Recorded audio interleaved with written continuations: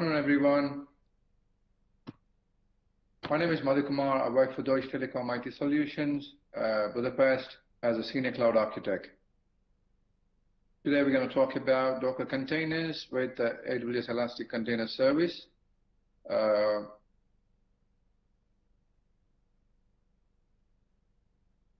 Yeah, a little bit about me.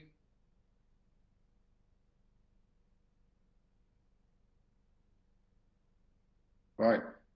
So I spent 20 years in IT nearly, covering different sectors like retail, banking, telecom, government, security, and telecom mainly. Recently, I worked in different countries, Asia, Europe, America, Middle East.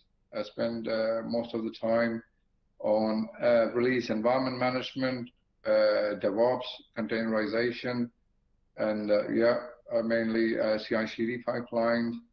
Recently on the cloud migration, so I challenged myself to design and implement technical architectures on various cloud migration. I'm helping the internal external customers to migrate from onshore or on-site to the cloud migrations. If you want to learn more about me, please check my LinkedIn profile. You have a QR code there in this slide.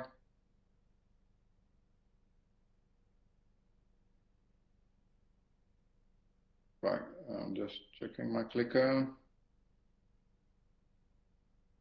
Right, so what we're going to learn about today, we're going to have a look at microservices on a very high level, what they are, and what are containers, how they're different from containers.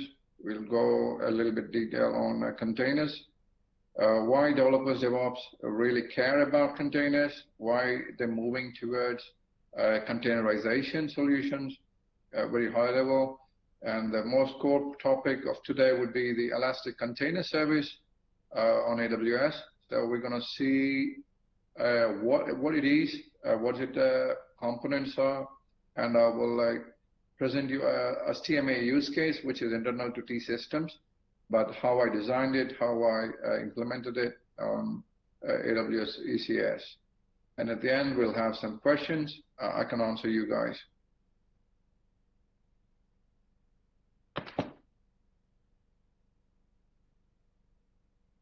So let's go to the next slide. There you go. So what are microservices? So microservices are basically, in the past, we have very big monolithic big applications where developers are, got used to how the applications are built. So in the new world, or the new normal, they call it in recent days, so the monolithic big applications are breaking down into smaller microservices, which are, these two words are important, loosely coupled. So they live independently and independently deployable as well. So you can chain those services without impacting any other services, as you can see in the picture there. So we have 4 microservices, loosely coupled. They developed independently, they can be deployed independently, and they have their own database connected. In some cases, you can share the database as well with the microservices, but these are the new trend or new futuristic application development that you can adopt. So building small self-contained applications, and and it actually give you great flexibility and adds more resilience to your code as well. Most importantly, how fast you can hit the market. So organize and deploy business capabilities, how soon you can go into the market. So I had some resources here. So how you can learn about microservices. The Spring Boot is a great start. And you have a quick start link I've added in the presentation as well, where you can just click on download some sample code and test yourself. So let's move on to the next slide.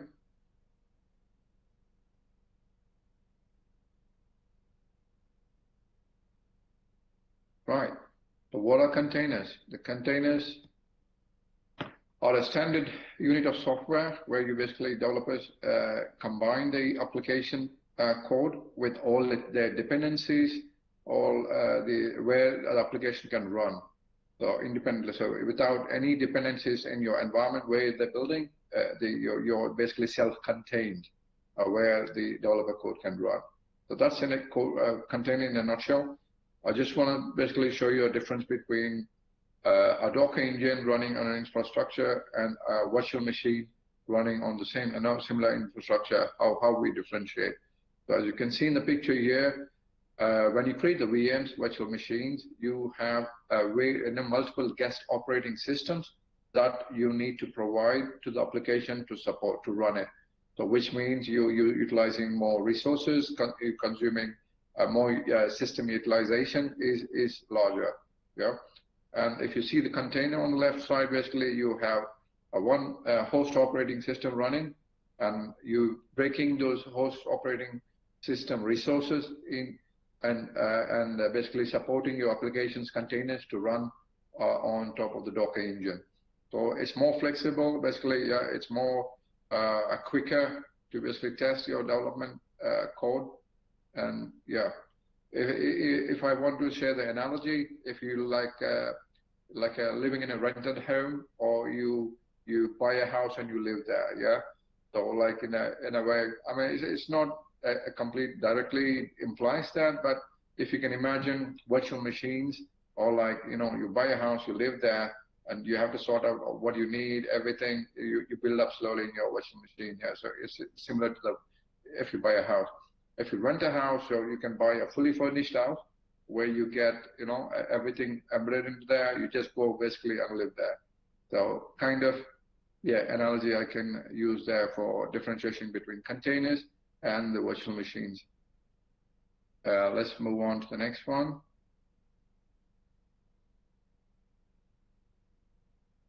Right. So why developers and DevOps like containers? Why they, you know, are fancy moving towards containers?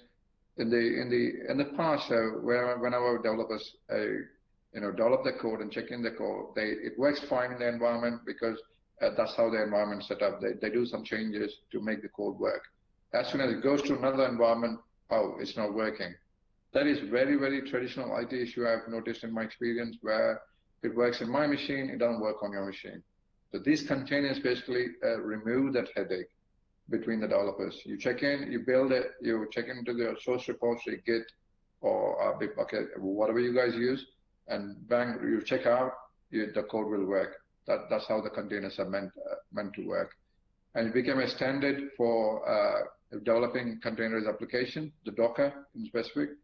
And yeah, so if you want to set up onboard any developers, if you want to set up any environment for the development, it's pretty fast and it's quick to onboard developers, and it will reduce basically the time you spend on, you know, on the environment setup. So I kept a quick link there for the Docker to have a quick learn on more details about how the Docker has evolved, what components Docker have for the benefit of time. So, but yeah, we're going to cover a little bit more in detail on ECS. Yes, the core topic. So Amazon Elastic Container Service. What is it? So Elastic Container Service is nothing but, if you're familiar with a little bit Docker, it's a Docker Compose plus very heavy lifting support components embedded to it. So which is completely managed by AWS, Amazon Web Services. So where you can run your container, and you can just basically forget about it. It's easier. I mean, you have to configure the way you want it, and then ECS will take care of it. I'm going to go in more detail how it works, but for this slide, you can you have two types of ECS containers, how you want to run. One, you can manage your own infrastructure, EC2 on the left-hand side, where you can run, you are responsible for the infrastructure. And the other one, where it's called a Fargate, where you can just say, I want this much memory, this much CPU, my container needs, and then bang. And AWS will take care of the underlying infrastructure. So the two types where you can manage that, the core fundamental thing, how you want to run it in ECS, which is an EC2 type, and a Fargate. A Fargate, everything self-managed by Amazon. EC2, you basically create your EC2 infrastructure and you manage it by yourself. It depends on the use case. You choose, what is more appropriate for you. Right. So let's move on. Right. So demo time. I just want to quickly show you what a quick template on how to create an ECS cluster and service. So I used a CloudFormation template, which is also available in the presentation. It's available from the GitHub. Please visit my GitHub site and download this. This is just a quick starter, so it's not really fancy. It's very simple. As you can see, this template will create an ECS cluster, a SEP, and an EC2 user. So the EC2 instance attached to the ECS cluster, an instance profile, and a security group, which it requires. And let's quickly go to the parameters, what I used to build it. So AMI, which is more important, Amazon Mission Image, to build your ECS EC2 instance. I'm using ECS optimized AMI supplied by Amazon. That's your cluster name. That's your HTTP location where you want to access your application. Key name to associate to the EC2 instance and your SSH port number which you want to log in. And let's go to the next template, which is to create an ECS task and service. ECS task is, I'll come into more detail later, but this is a template where you can, I'm creating a sample web HTML code to run on the Apache HTTP server. So this template basically creates a task definition. ECS task definition is nothing but where you control and manage your container, how you want to run it, and how much, the way you want it. And service basically manages your container task. So it basically, we'll go into more detail in the next slide, but for now, this template creates a task, service, and a cluster. And these are available from the GitHub. To have a quick start, you can have a quick look. Let's go into the cluster. Once you get I planned a live demo, but for the time, I just basically recorded it. So so that's your ECS cluster that CloudFormation stack creates. That's a service which that's a task definition.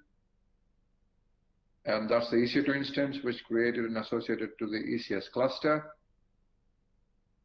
That's a nice metrics from ECS console where you can see how much is your CPU memory utilization of your containers. And if you have any scheduled tasks, you can create tags, capacity providers. It does more, so I just want to limit the detail for the purpose of this demo. Most important thing is the service. ECS service is the core of how you want to run your containers. So there you can decide how many number of containers you want to run, instances like desired count, pending, or running. It goes to show you in your service definition, you can decide how many containers that you run. And you can choose the launch type, as I explained you, launch type would be EC2 or Fargate. We're using EC2. And you can associate your load balancer there for the service. That's the running task, which is associated to that service. You can see all the events in your service, when this task is started, if there are any issues, errors, if anything goes wrong. You can also do a service order scaling. We're not doing in this demo. And you can plan your demo deployment, how you want to deploy. We're using a rolling update here. And Blue-green, the deployment types where you can use. And again, the metrics where you can monitor your utilization of your system resources. And let's quickly go to the task definition, which is running. And I want to see, there you go, so back. We have our ECS sample example application running on ECS, Amazon, AWS ECS. I want to show you core components about the task definition. As I show you, this is very important. So where you can arrange, that's your task, how much memory you want to use. I just left it for default, but you can specify what's your container name, what's the image I'm using, how much memory I'm going to use. You can show any runtime parameters you want to command, pass it to the task definition, what port I'm running on, on the container, and what port I'm mapping it to the host. So that's how you log into your application. Any environment variables you can do it, which you want to pass it on the runtime to your container, you can mention here. All the logging standard, we can push it to the CloudWatch. We have a monitoring solution by AWS, which is CloudWatch, and you can define that in the task definition. This is independent of any of the service or cluster. You create a task definition, it lives by itself, and basically, you can map this task definition into your service and cluster. Quickly on the use case, I want to mention what I've done on the T-Systems International TMA application. TMA is nothing but a threat management assistant. It's a Deutsche Telekom application where it deals with all kinds of violence within the organization to benefit the employees and also the company. I don't want to go in more details. I would like you guys to have a look on the case study, which I published on the T-Systems website. Please go on the reference link and you get more detail on it. I just want to show you the architecture, which is very important for our demo. So I will first start with the challenge. So threat management application, internal fine. So what is the challenge? So previously, all the applications started with the manual Word documents, emails, and it's very, very manual process. Working with this application involves working with the PhD scientists from various universities in Germany, and they collect the data. So basically, they analyze it, and it's a lot of collaboration required. So it's been very manual intensive. So the requirement came that we have to implement threat management assistant where it needs collaboration and increase the documentation from various resources. And most importantly, we need to do a continuous integration. We need to boost the agility, business continuity, and how fast you can scale up and scale down, depending on the business needs. And most importantly, the data which we secure is very secure. And you have to build the environment and store the data in a more secure environment. So that's the use case and the requirements for the architecture, for AWS architecture. And obviously, based on these requirements, the immediate thing which supports all this is AWS, where you can host and build your infrastructure. So quickly, what is application built on? This TMA, it's on Ruby on Rails. It's a web application framework. And I've introduced the containerization for that application. So we've slowly changed the output from Ruby on Rails into a Docker container. We tested locally, and then basically, we wanted to introduce a modern, very highly scalable, and which integrates with development, which is ECS. So we chose Elastic Container Service as self-managed and nicely managed by AWS. We did deployments using Code Pipeline. So Code Pipeline, basically, I think if you heard a previous session from AWS, we explained about the Code Pipeline in a brief, but it self-manages, controls all the deployments into AWS. And for database, we used a relational data store, which is again self-managed. It's completely managed service by AWS services, AWS Web Services, Amazon Web Services. And the design I've used on the database is multi-AZ, highly available. So it's basically a master slave, or master goes down, so slave goes active. So it's basically for high availability. And all the code, we use a GitLab. That's the in-house GitLab repository in Workbench. And CI/CD pipelines, we design using Code Pipeline. Any secrets, passwords, parameters, because of the security, we used SSM parameter store, where you can store the data and also encrypt the data for any passwords and parameters you use as part of your ECS task definitions for your container. And for availability of your application, we use the Elastic Load Balancing, Application Load Balancer, and KMS for the key management. It's again data encryption for data. And Certificate Manager, we use Amazon Certificate Manager. And the whole infrastructure has been created in a completely automated fashion using infrastructure as code for Amazon AWS CloudFormation. And all the monitoring was done via CloudWatch. So that's the requirements and the AWS services I've used to build this architecture. So quickly on the next one.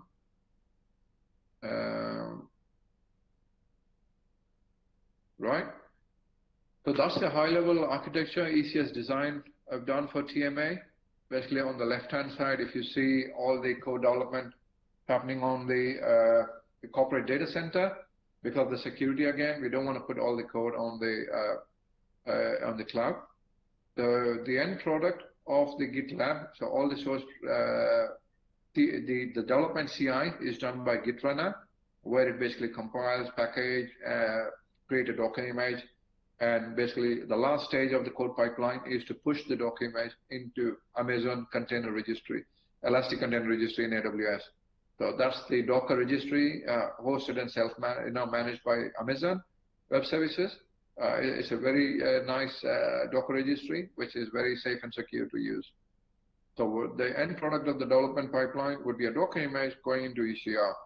So how we integrated, so as you can see in the design, the main components here, I will come back in the next slide how the code pipeline works, but here, just to look into the main key components are ECS cluster, ECS task, as I have shown you before, and ECS service, how we manage, how we auto scale your availability, how you control we're using security groups, how you reach your application using, application load balancer.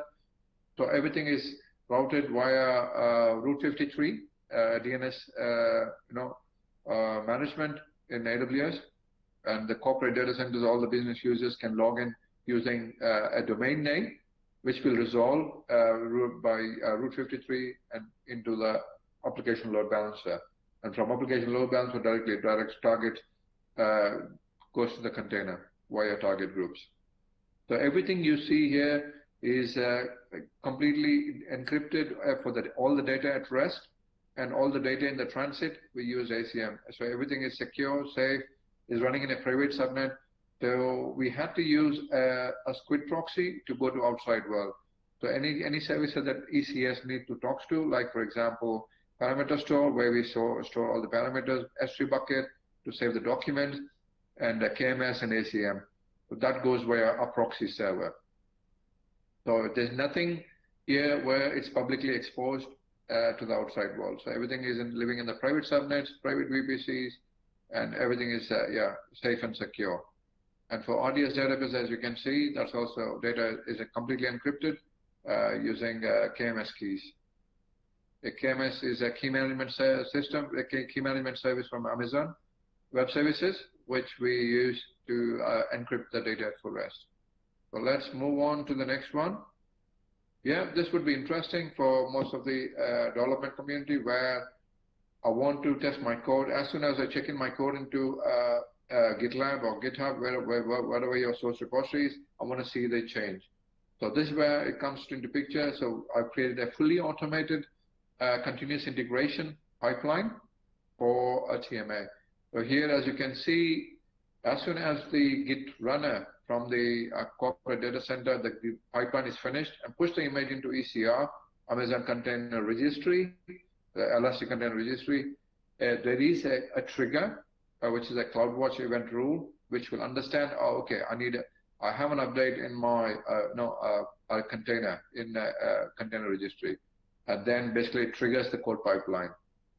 So the code pipeline is basically an engine which will basically take the new Docker image, which is pushed into the registry and deploy into your ECS cluster. So how the deployment is managed and done is controlled within the ECS. ECS service basically deploys the new version of the thing. So there are two types: rolling update and blue-green. So rolling update, basically you have one new version and one old version running. So new version will be deployed. Just to do the health check. If it's fine, yeah, the old one will be gone, bang, and the new one will be available. Blue-green, you have two versions of a same new and old running at the same time. And as soon as the health check is done by the new one, basically it will cut the link for the old one and then point the traffic to the new one. So here, as you can see, every deployment is done completely automated using a code pipeline. And as soon as I push the code, I open my application, check my code. If there's any defect or if it's fixed, done, go back to the testing, and then basically it moves further down the line, and it finally reaches the production. If there are any defects, it goes back to the development cycle, they fix the defect, and then deployment again. So in production, there's a manual trigger here only for production because of the change control. So we don't want to do automatic deployments in production.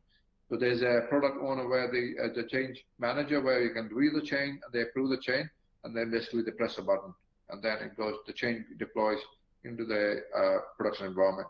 Using the same automated way, same code pipeline will do the job, but it's just a manual trigger where you have require an approval. So that's code pipeline. How the deployments are done. Yeah, so I'm just going to the next slide. Right, questions?